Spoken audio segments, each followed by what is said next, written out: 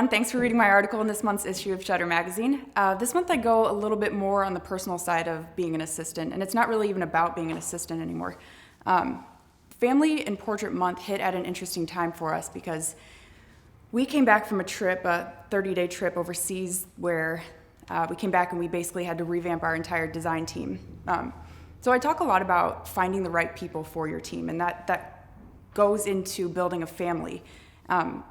The one thing I love about my job, I think the number one thing I love most about my job, is I wake up every morning and I'm actually excited to come in. And it's not, yes, of course it is, I'm excited to come in and work and do the things we love, but it's really coming in and working side by side with my family. So these are my people, and it doesn't just happen overnight. This is something that's built, and it's built with, believe it or not, a lot of strategy to it. So I talk about 3 specific things that go into building that family, and the family I keep referring to is that team. And in my article, I referred to our team a lot, kind of like a football team, because the way we operate is very sports-like.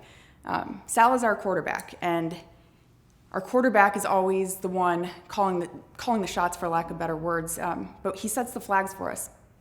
And the ones around him, me, Taylor, Lauren, we're the ones executing. So he comes up with the plays, and we make sure that we take it all the way. So the 3 things I talk about primarily are structure. So starting when you're building your family, you want to make sure you have a very solid structure. Make sure that each person knows their role. Something we found with our organization specifically is when we hire people, we try not to hire people with similar traits as Sal. So you never want 2 quarterbacks on your team, because maybe your vision isn't the same. One's going this way, one's going that way. That's why I think our machine works so well, because we have that one quarterback who is leading us every single day, and we're following that without any hesitation. There's never any question. He's vision, and we are happy to follow, because at the end of the day, we're all working towards the exact same goal, the goal that we all want. So that structure is really important. And then having the people around you understand what their roles are as well. While yes, I think we all we all wear many hats, we all have very specific roles within the family.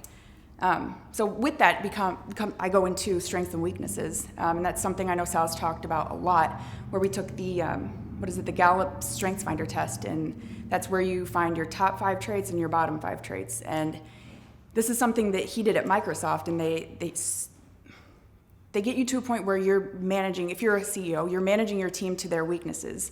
You're managing your team to their strengths, not their weaknesses. So it's almost a guaranteed success every single time.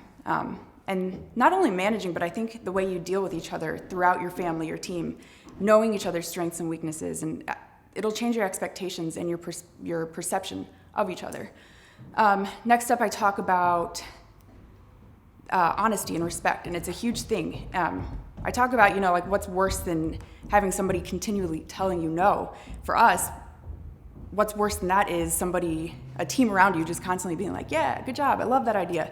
If that were the case around here, I don't think anything would ever be as good as it is, because Sal has an idea, then his people, we all around him, will sit there and we'll be like, well, what about this? What about this? Everybody adds their own level of perspective to the idea, and it grows from there. So idea starts here, idea, final execution. And that honesty and respect comes a lot with that. The honesty in being like, yeah, your idea is cool, but let's add more, or no, that idea is terrible, let's just move away from it.